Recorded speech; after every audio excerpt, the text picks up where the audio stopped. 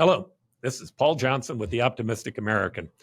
Now, my guest today is a very unique optimistic American. Rebecca Alexander was confronted with a serious debilitating disease, both in sight and hearing, called Usher's disease.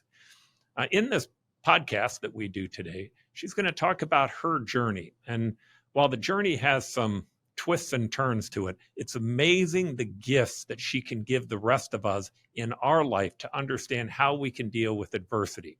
She's an author of a book called Not Fade Away. She's a psychoanalyst who has spent a tremendous amount of work in her field. She is a real inspiration, which you'll hear kind of a line about that at the end. And I give her as one of the big optimistic Americans that we should be happy to have on our show. Now, if you like what it is that we're doing, push that subscribe button. Let's get on with Rebecca.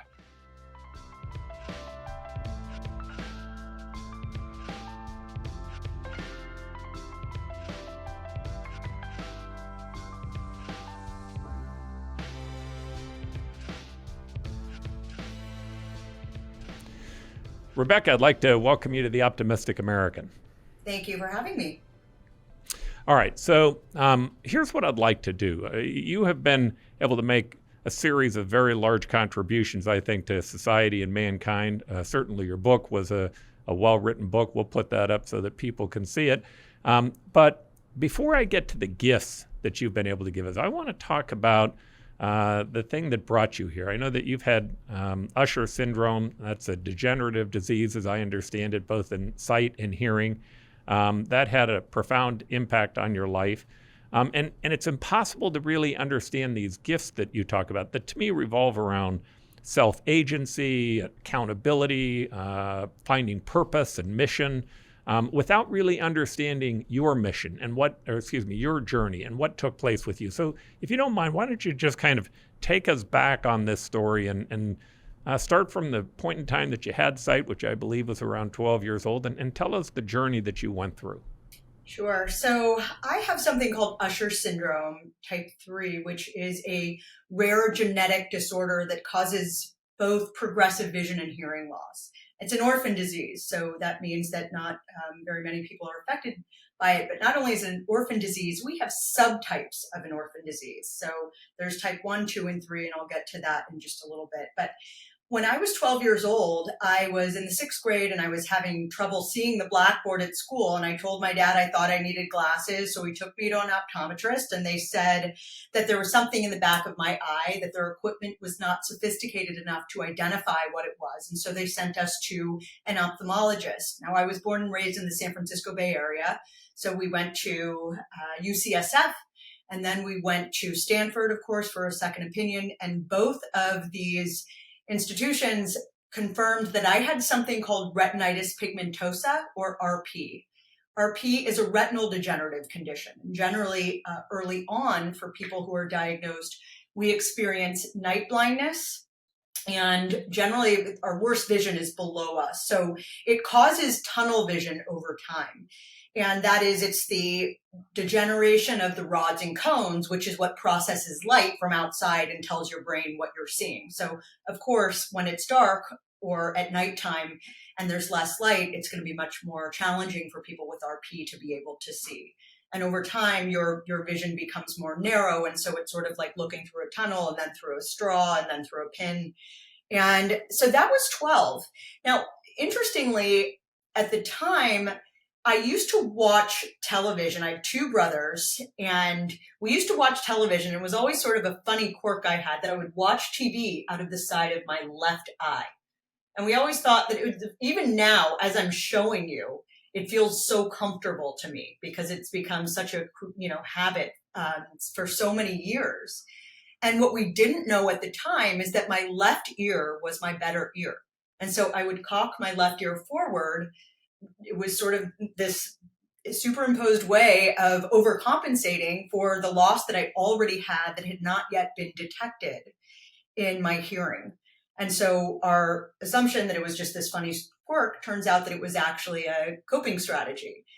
And so I think that when I was younger, I had what they called a cookie bite of hearing loss. That had been, diagnosed separately with an audiologist. And they said that, well, because you've had frequent ear infections and we put you on medications, you know, throughout your childhood, perhaps that had an impact on your hearing, but it's just a cookie bite of hearing loss. And so I never really thought anything of it. Now, I should tell you, my version of this experience and my parents' version is likely a bit different because I was 12 years old and, they were adults. So how I remember it and how it was shared with me is all kind of mishmashed now. But it wasn't until, so I was given hearing aids for that cookie bite of hearing loss when I was probably about 13 years old. And of course, there was nothing I wanted less than to have to stand out or be different or wear hearing aids. And these were, the hearing aids we have now, sometimes people can wear them in the canal. You can't even see them. But for me at the time, it felt like I had a boombox on the side of my head because they were large and they were cumbersome. And I just remember putting the hearing aid on and walking at home and hearing the fibers of the carpet. And it was like I was getting that amplification, but this was analog before we had digital. And anyway, needless to say, those hearing aids ended up in the junk drawer of my bedroom for a very long time. And so when I was actually at the University of Michigan in my undergrad years, I experienced a dip in my hearing.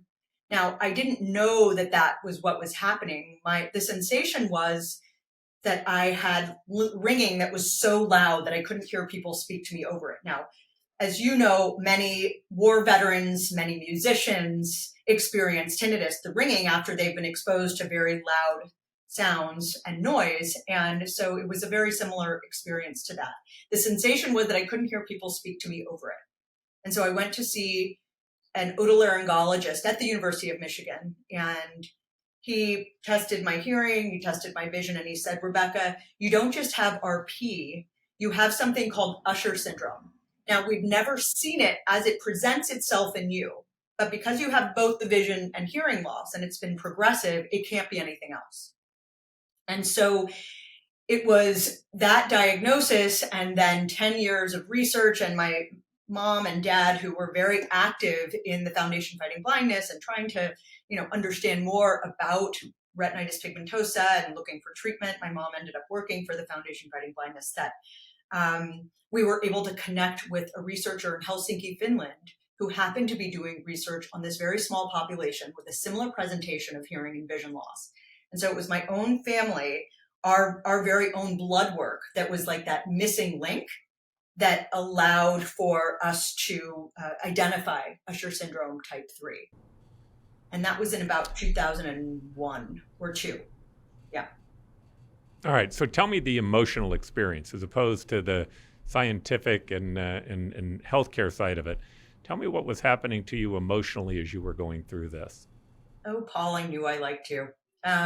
This is the question that people don't ask. And as you know, I'm a psychotherapist, and this is, I think, the biggest implication that having a condition that causes you to lose two of your vital senses, this is the real impact that it has, is the emotional piece. I think that from a very young age, I felt like there was something wrong with me, that I was different. I just always felt off in some way. Now, maybe it was because I was a girl, I had a twin brother and an older brother, and I was always trying to keep up with them. But something just always felt like I was, flawed or damaged in some way. And I think that I also thought that my mom was this beautiful, perfect woman. Her last name, or her maiden name, was Pink. So for a little girl, you can imagine what that was like for me as well. But I think that when I got this diagnosis at a young age, it didn't seem, first of all, I couldn't entirely wrap my head around what it meant to be going blind. How do you tell a 12-year-old developmentally that by the time you're an adult, you will be blind? What I was told at the time was that I would have difficulty walking into a movie theater. I'd have to grab someone's arm, or that I would trip over the dogs, or to make sure that the dishwasher was closed. But I think that when the diagnosis came, there was something that just didn't feel like a surprise to me. And not because I was, sometimes I tripped over things, but rather because I thought that I was flawed, that there was something wrong with me. And so it almost felt like, of course, that this was that there is something wrong with me.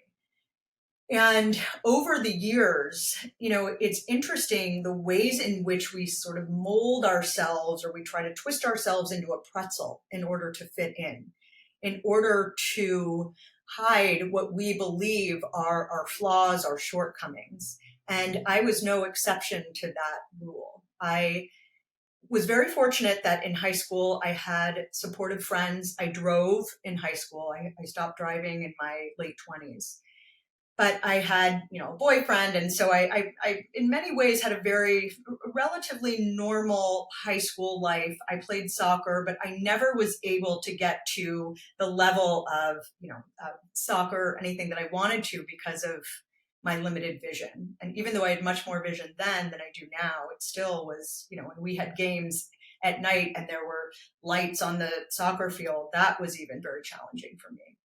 So I think that I always felt this sense of not being enough. And interestingly, I remember in the fourth grade, so I should also couple this with the fact that my parents were separating and divorcing just around the time that I was diagnosed. So it was a confluence of all of these different things happening at once. And teachers would tell my parents that I was needy, or that when we would walk into the assembly room and the lights would be off because they try to get all the students to be quiet, I would grab the teacher or I would grab somebody else, even before we knew what my diagnosis was. And so I was told that my parents were told that I had my head in the clouds. So there were a lot of messages that I received early on that really related to my disability, even before we knew the full extent of it. And that had real implications on me. And it wasn't until I was in high school and transferred to a different high school and, had tutors for math. And I really started to, I was lucky that the high school I transferred to felt like a repeat of my freshman year felt like a repeat of the 8th grade. And that was I was very fortunate for that because it helped me develop my confidence. And confidence so much is derivative of what we are capable of what we are able to accomplish, what we can learn, how hard we work. And so I think that being able to have that instilled in me was very important at the time. But it also was, I think there were these underlying beliefs that really kind of stuck with me, so much so that when I got to college and when I went on after college, I really felt like I was never enough and I needed to prove myself. So I had to, graduate with honors. I had to make sure that I was as physically perfect and academically perfect as possible so nobody would know that there was anything, quote, wrong with me. And I would, make sure that I would sometimes be late to class because I would make sure that my hair was down and dried so that it would cover my hearing aids. And I went to these extraordinary steps to be able to fit in. And yet I still felt very, very alone. I still felt a lot of the sense of isolation and of not being enough. And so in college, I developed an eating disorder. I think that, at the time it felt like, well, I have this condition that I have absolutely no control over. So if I can control, again, how physically and academically perfect I am, that would be enough. And of course, that was just a superficial way of trying to avoid or run away from all of the feelings that come with what does it mean when someone tells you that you're going deaf and blind. And so there were a lot of different things happening at once for me. But I will tell you that when I was in college, I decided to take sign language. It was being offered as a pilot course. And when I started taking sign language, it was never really because I thought that my hearing loss was going to get so bad that I would have to rely on sign language. And even when I took sign language and I went to the hard of hearing and deaf student, organization dinners and meetings, I sometimes showed up almost like I was the really kind hearing person who just wanted to learn sign language because, out of the goodness of my heart. And I say this because I think sometimes when we look at someone who's an inspiration or who has done so much, we all have our own process of coming to terms with whatever it is that we're dealing with. And it certainly has not been this upward trajectory the entire way. So I am so glad that I decided to learn sign language because it really helped me develop a greater sense of self and identity. And I went on to Columbia to do a dual degree in social work and public health. And when I was there, I graduated and got a job as the clinical social worker at the School for the Deaf in Brooklyn. And that was where I really mastered my sign and really felt like my community and my identity had broadened and, really kind of opened up. So I would say that the journey has not been easy. There are certainly parts of my process that I hesitate to share, not knowing fully who your audience is, except to say that I put myself in a lot of very compromised positions, whether it was in romantic situations, whether it was with drinking, because I really just didn't want. I would rather somebody think that I was drunk or not that smart than think that I was visually impaired and hearing impaired, or that I was low vision and hard of hearing. All And right, so yeah, I want to hit on something that you said because it struck a chord with me. Oftentimes, people who've gained their sense of agency, their sense of self, they tell their story in an upward projection means because they feel that their life is on an upward projection mean. But you had a degenerative disease. So I don't know how this was affecting you, but during your life, it was getting worse. It was moving in the opposite direction. That has to be a debilitating feeling. I don't know if you use a cane or a seeing eye dog, or if you had to begin to use Braille or other things. But give me the story of how did that's a downward trajectory, I would think. That's a period of your life where you're feeling worse and worse about yourself. Tell me that inflection point. Tell me about the process where it was going down and the inflection point where it started to come back up. Sure. So I think what's so important too is that we often think about life in such binary terms. It's either black or white, good or bad, right or wrong, blue or red. You're either Republican or Democrat. We are so divided. We are so sort of stuck to our belief systems. And the one thing that has been the constant theme in my life is the gray, is this nuance in between, is the being neither here nor there, neither being fully sighted nor fully hearing, and neither being completely deaf or blind.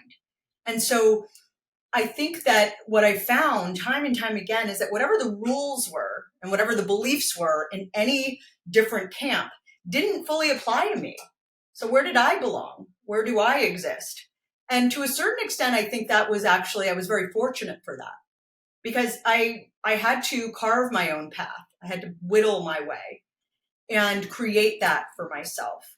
I think that, having that downward trajectory, oftentimes when you have a diagnosis, we go to doctors, and when you go to the doctor's office, you never go to the doctor's office and when you have a degenerative condition and have them say, you're not going to believe this, but your hearing has gotten better or your vision has gotten better. It just is never going to happen.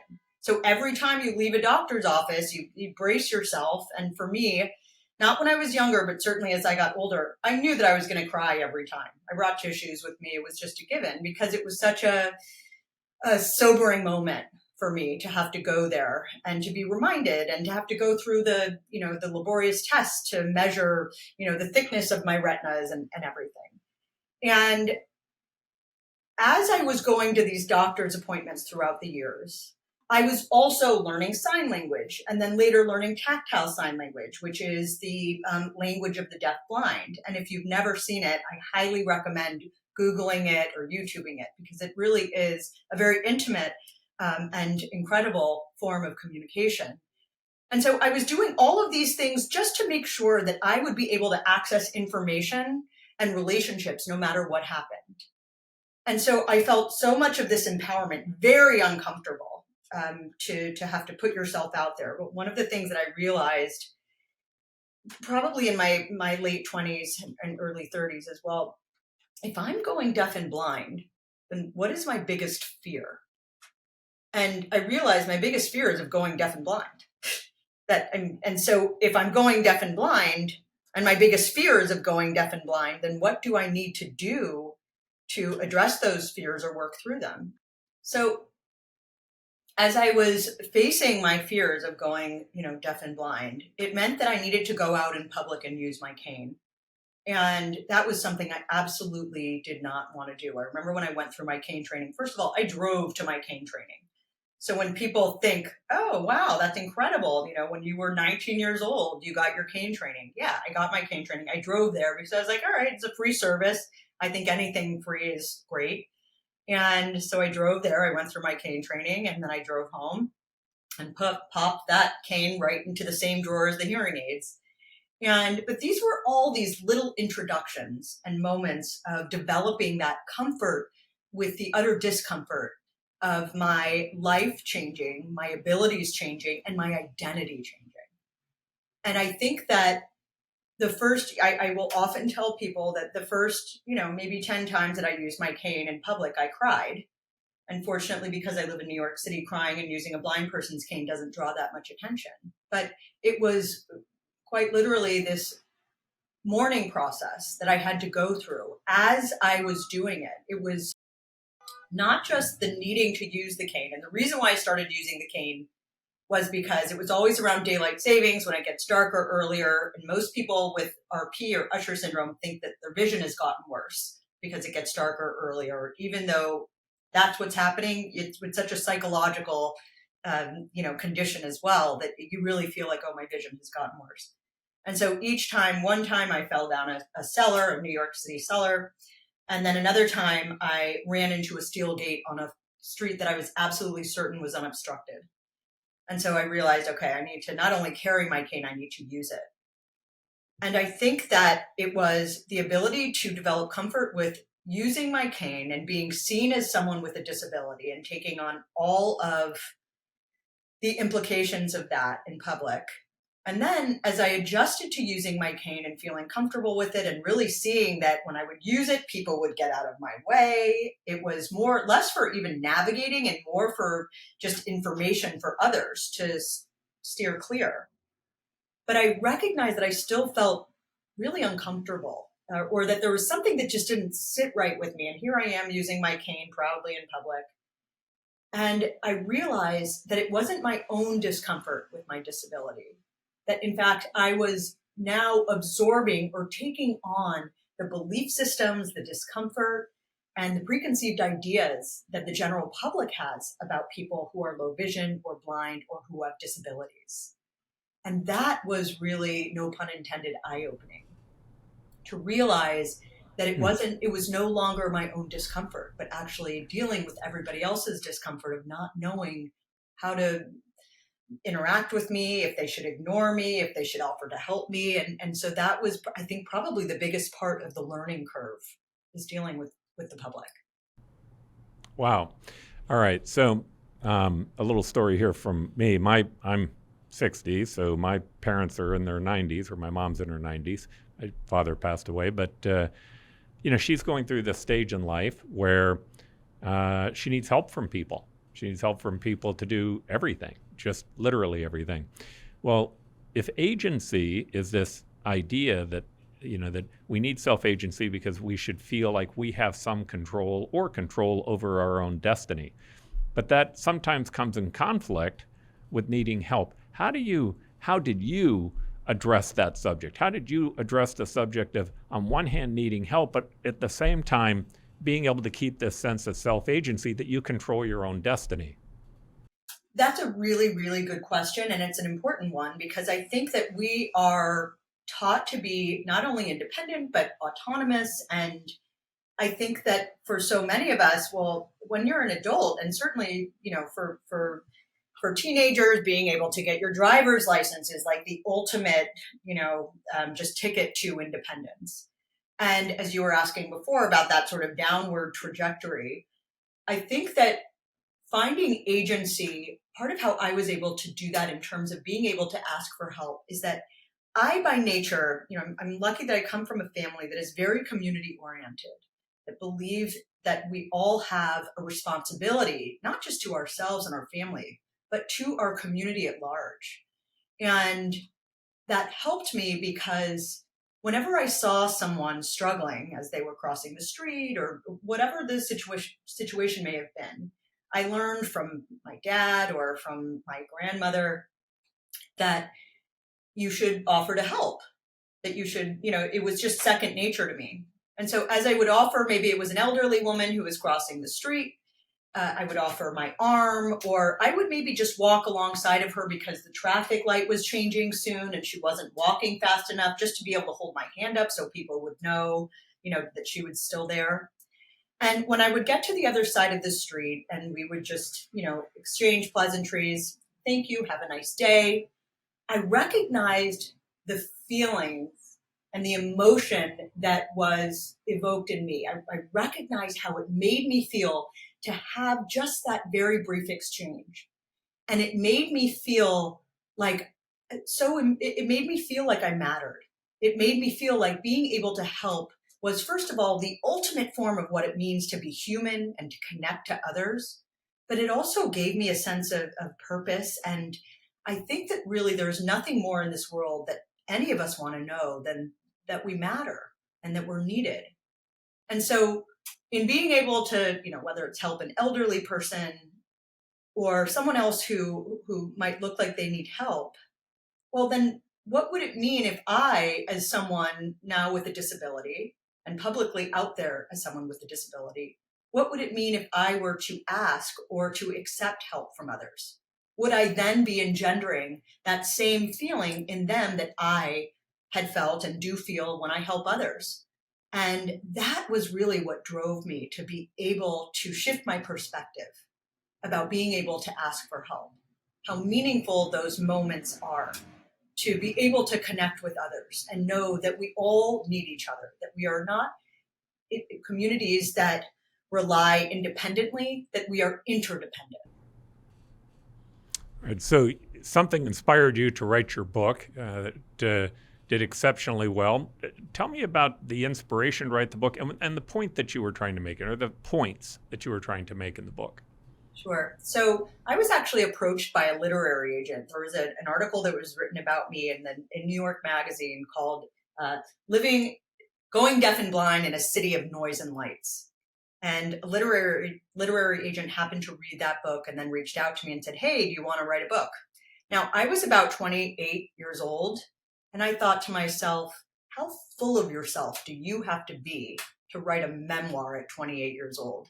And so I was very touched, and I said, that's very thoughtful, but I just feel uncomfortable. I don't think it's appropriate or whatever. And I'm also, I should say that when I was in graduate school, I'm a fitness enthusiast. This is a whole other maybe podcast, but I was in a very serious accident when I was 18, and I broke just about everything in my body and was in a wheelchair for 4 months. And that was actually my very first experience with what it meant to be disabled. But in recovering from that accident, I live with, as many people do, chronic pain. And so I had to really turn to exercise to be able to keep my body healthy and strong. And so I became a fitness instructor in graduate school, mostly because it gave me a free gym membership and later health insurance. But when I was, doing fitness, we figured out, well, wait a second, I taught spin classes, indoor cycling.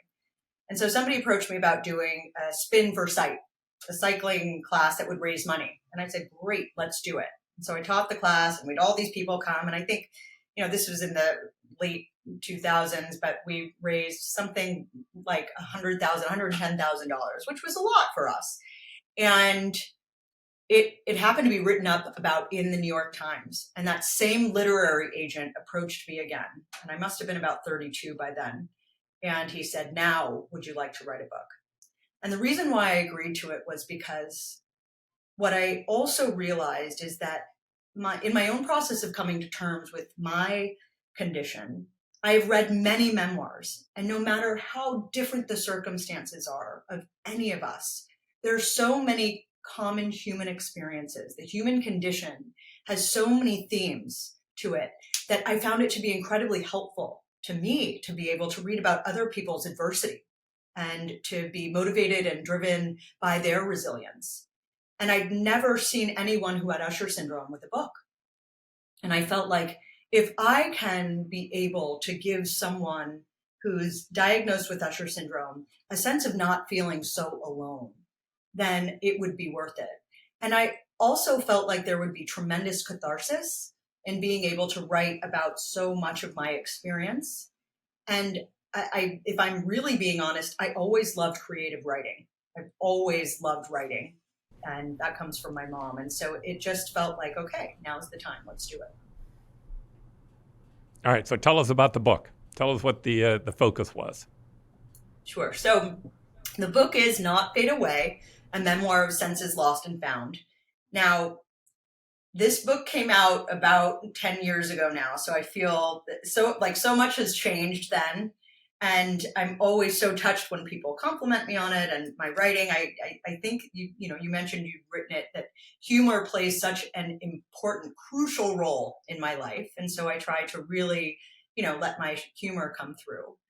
But I also tried to be brutally honest about my experience and not candy coat what I'd been through and some of the things that I had faced. But it really was about kind of coming of age, having a diagnosis like this. I have a twin brother who has his own very real challenges with mental health. And so there was this underlying theme, actually, of the two of us having these very challenging diagnoses and being helpless in the face of each other's conditions. And yet, as someone with physical disabilities, that it almost felt like there were more resources for me and there was a greater sense of support and understanding for people with disabilities like mine than even for people who struggle with mental health issues.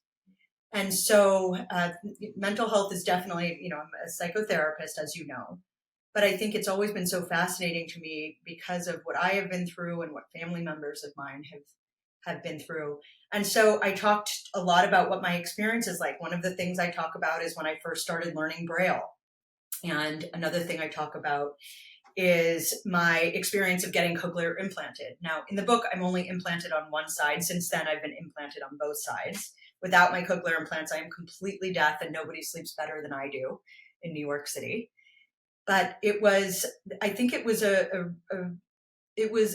so important to me to be able to have other people understand that you can have a condition like this and go through the entire range of emotions of what it means to be human, to struggle, to be sad, to be angry, to be hysterically funny, to be tragic. All of those things can exist in one person's lives and all of our lives, because it does.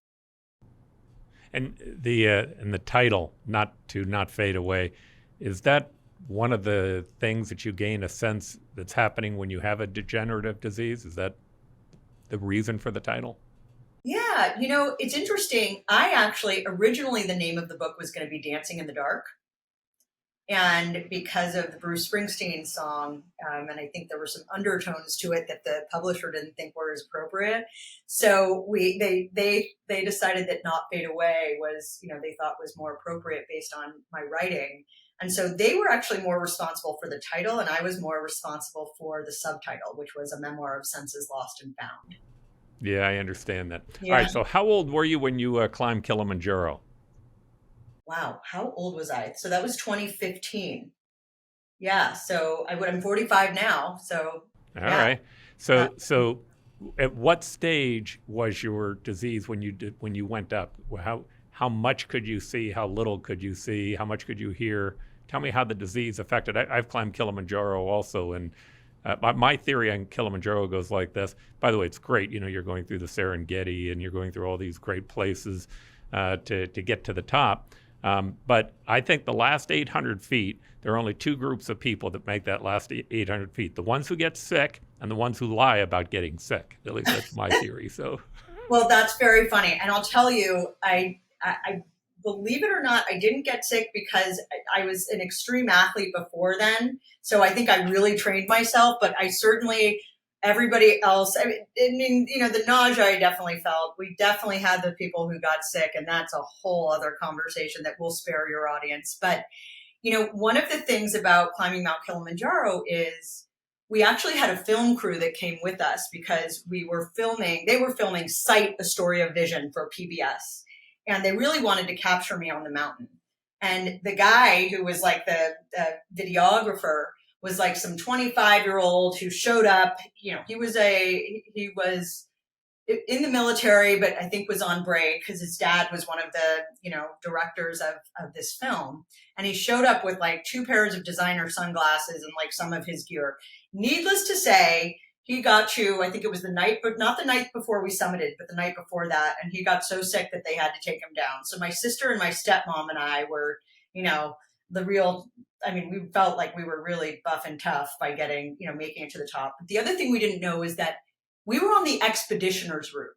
So there's the Machambe route, which is the Coca-Cola route, which is like flatter. And I don't know what you did, Paul, but we were scaling the face of the mountain the night before we summited, we slept on a glacier. And I think it got to be about like -4 degrees. We're intense. It was quite cold, to say the least. I was wearing every bit of layer that I had, and still I was like chattering. But I think what was so incredible about it was that my vision, so I was implanted on one side and I had a hearing aid on the other. This was before I had my second implant. And as we got higher and higher in elevation, for whatever reason, my implant battery kept dying. And, you're carrying your pack. You can't keep stopping to change your batteries. But as we were lower on the mountain earlier, one of the guides and I was teaching him sign language and he was teaching me Swahili. And it was just, we were passing the time, we were having fun and just, exchanging common phrases in Swahili and sign language. And little did I know that later, when I decided, forget it, I can't wear this cochlear implant anymore. It's really driving me nuts. And my hearing aid really gave me environmental sounds. I didn't have much discrimination for words or for language. So as we got higher and higher, and I was climbing this really mostly deaf, we were signing. We were using the signs that I had taught him lower, on the mountain, and thank goodness for that. And as I got higher in elevation too, I remember that I would get these, I asked my ophthalmologist whether she would sign off on me going to climb Kilimanjaro. And of course she said she didn't recommend it. So I went anyway. But of course, I got higher and higher and I had flashes of light in my vision. And I realized that every time I would blink, it felt like a flash from a camera. So I was trying to climb without blinking at all, which was impossible, as you know. And I think that was likely, maybe the lack of oxygen. I don't know. But I would say that I probably had about 12 degrees of vision. Yeah, a normally sighted person has 180. Mm-hmm. Yeah. All right. And so your HELP organization, or HELP, the concept that you spoke about a moment ago, when you think about your life today and what you're doing, what do you see as your purpose? What's your mission? That's also a good question. I think that having a condition like this, we oftentimes look at people from an outsider's perspective and we say, they're such an inspiration. Wow, she's so incredible for what she does, despite having her disabilities or whatever the situation is. And I remember years ago when I was training under an analyst, a psychoanalyst, and we were talking about the idea of being an inspiration. And I remember him saying to me that when someone calls you an inspiration, it's a way of saying better you than me. And it's taken me some time to sort of think about that and what that means. And I think that people may look at me or hear me on a podcast like this and see this one-dimensional part of me that is able to engage and have a conversation with you.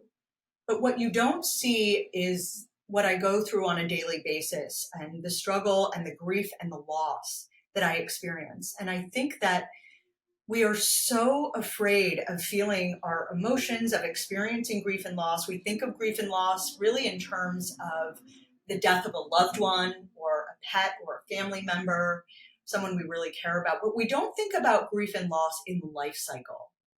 And having Usher syndrome has really forced me to develop a very intimate relationship with grief and loss from a much younger age than most people ever have to. And it's only in being able to really feel the full range of my emotions. And we all know emotions can be very, very painful.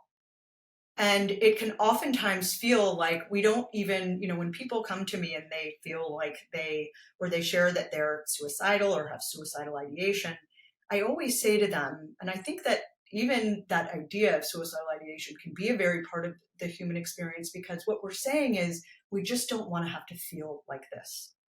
We just don't want to have to feel. And in allowing myself to feel when I experience more loss, because I am on this trajectory of experiencing loss. And just as I become accustomed to my new circumstances and I've made the adjustments technologically, environmentally, with my cane, whatever it might be, I then experience more loss. And I have to go through that whole process and cycle of grief and loss again. And so experiencing that has also brought a form of meaning and fulfillment and connection and closeness in my relationships that I don't know I would ever have imagined would be possible. And when we talk about sort of this binary thinking of black or white, good or bad, right or wrong, the reason why life is absolutely not so binary, one way or the other, is because it is only in experiencing the depths of that grief and loss that I am also able to experience the incredible sense of meaning and purpose and joy and humility and humor that comes with life as well. And those two things must coexist. They cannot exist independently. And so, if you had told me, I don't know how many years ago, that I would be as deaf and blind as I am today, I would have told you at the time that I'd rather die. And yet, today, I have a far more fulfilling and meaningful life than I ever did at the time and that I ever could have imagined would be possible. Have you ever read Viktor Frankl?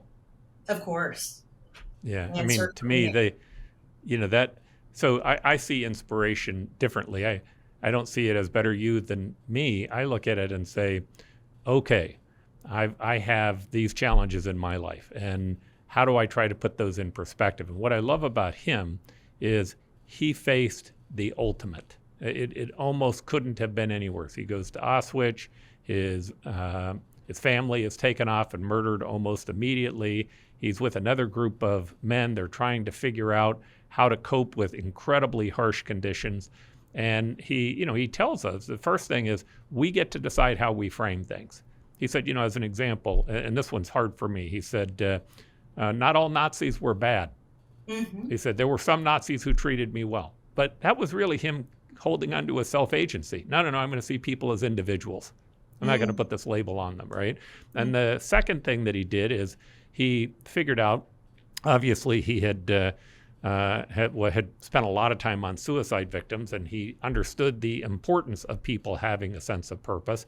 Mm-hmm. He also knew these people were right on the edge of their life, and he had to give them a sense of purpose. So his goal was to get them to watch the sunset. And he said, literally, these guys would go out to work because they wanted to be able to talk about the sunset at night and about were there other people watching it and what was taking place.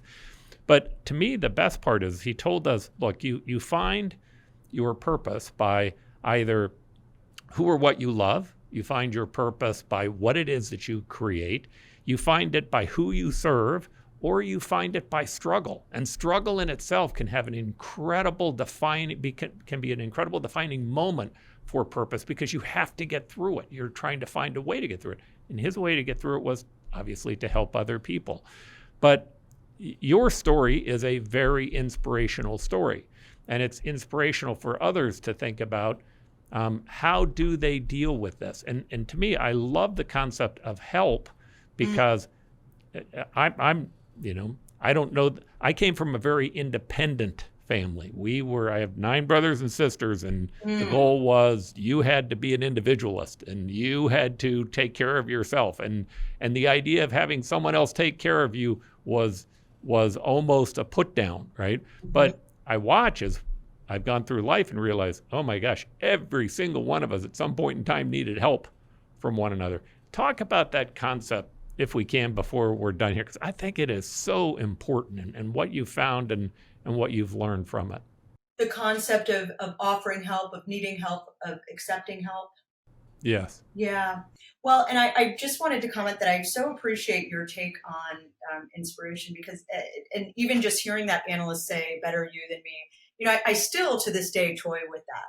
And I think that for me, the way that I've interpreted it is that when someone calls me an inspiration, I'm only an inspiration if you actually go and do something differently. I'm only an inspiration if you truly use whatever it is that you have found from me and decide to implement it in some way. Otherwise, it's just words. And but so help is, one of the things that's so interesting. And I do have a cane.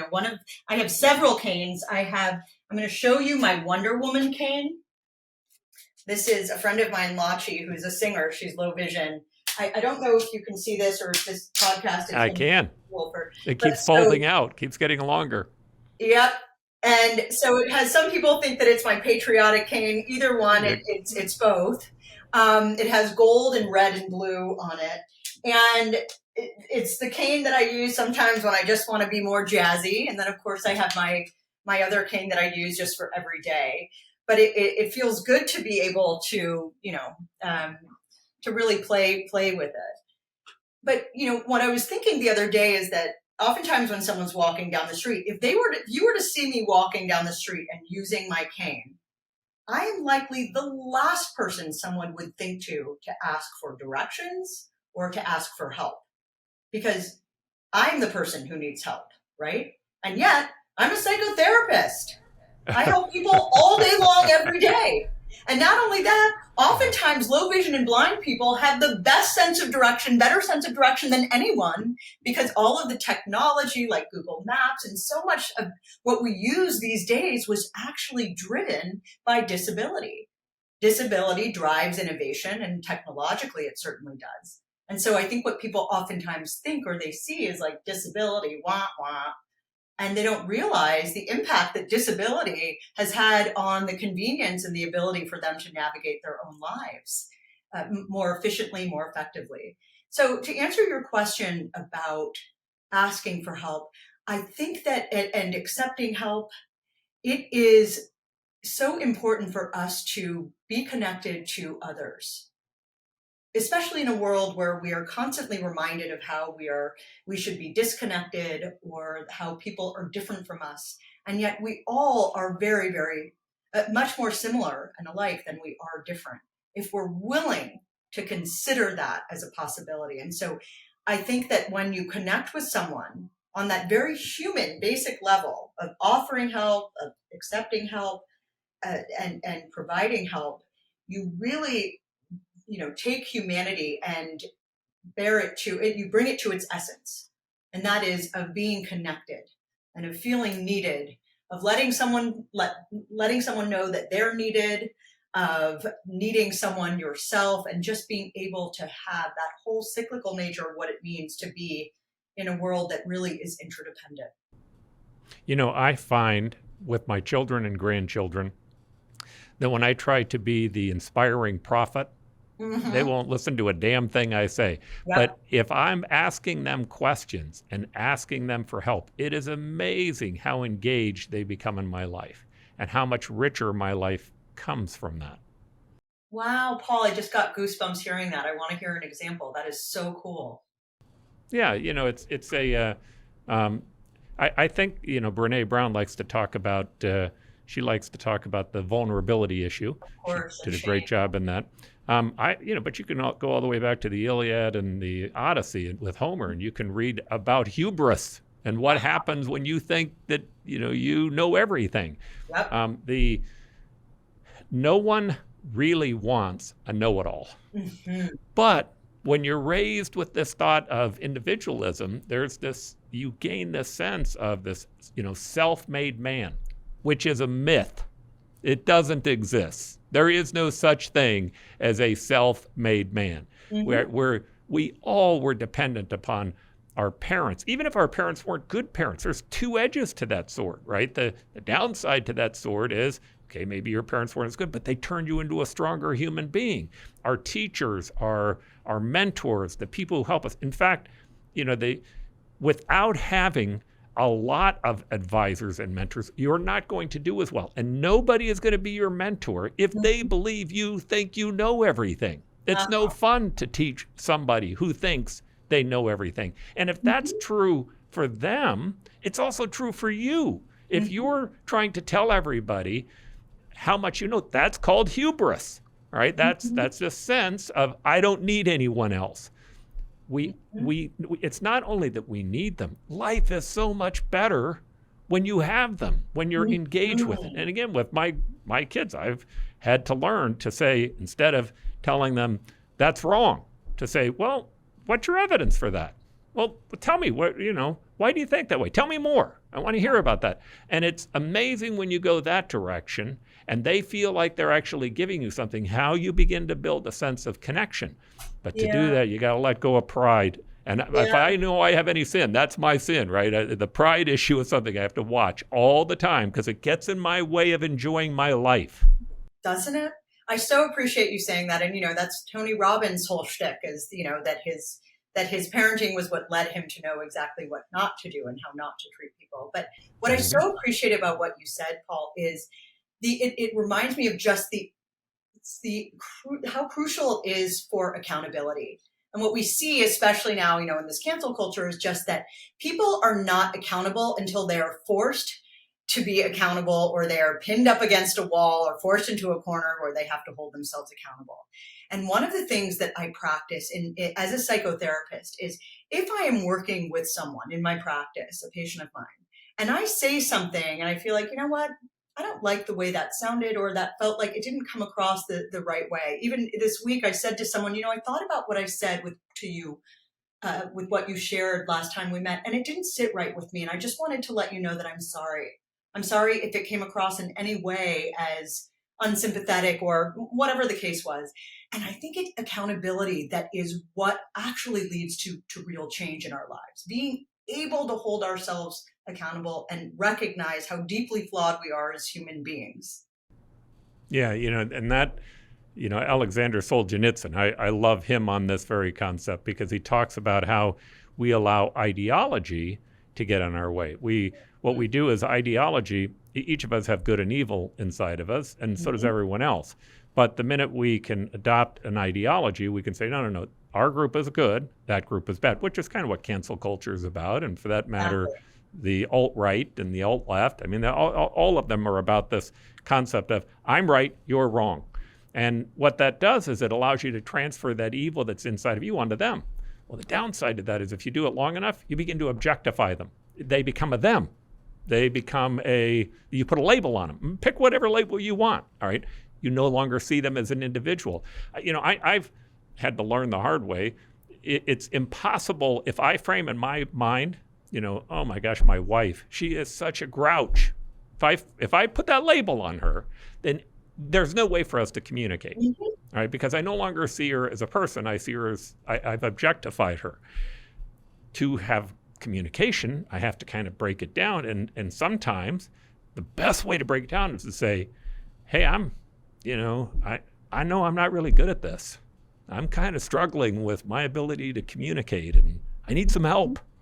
I don't know how to tell you how I feel about this thing. And of course, I'm one of those that when I tell you how I feel, it starts sounding like you're not talking about how you feel, you're talking about what's happening. Right. But that's because I tend to gravitate away from it. But the point is, if you ask for help from the people that you care the most about, you actually are going to have a better relationship. Absolutely. It's so, and I mean, I feel like I could talk to you for hours about this, the narratives that we create and how we sort of see people through this lens, and then we believe it and then we make it true. And so I think that's a part of the humility and the accountability that is so important. And when when people in my practice will sometimes say, well, I've tried and I just, and she won't listen or he won't listen. I've tried so many times. And I'll say, well, what have you shared? I told him how much it drives me crazy when he X, Y, Z. So, but what we have a hard time doing is saying, I was thinking about it and I really have a hard time communicating this because I'm worried that it's going to make you really upset. And I really don't want to make you angry. I just want us to be able to connect. Now, if everybody spoke that way, Paul, I would be out of a job as a psychotherapist. But I think it is that humility that we oftentimes, and our pride, that gets in the way of everything. You're absolutely right. Well, I hope you don't take this wrong. You're an inspiration to me. And you're an inspiration to me because, again, I think you're helping people learn how to deal with their challenges in life. You've taken what's happened in your life and turned it into a gift for the rest of us. And so from the Optimistic American, from myself, thank you very much for all you're doing. Thank you for this wonderful conversation. It was really enjoyable for me. Yeah.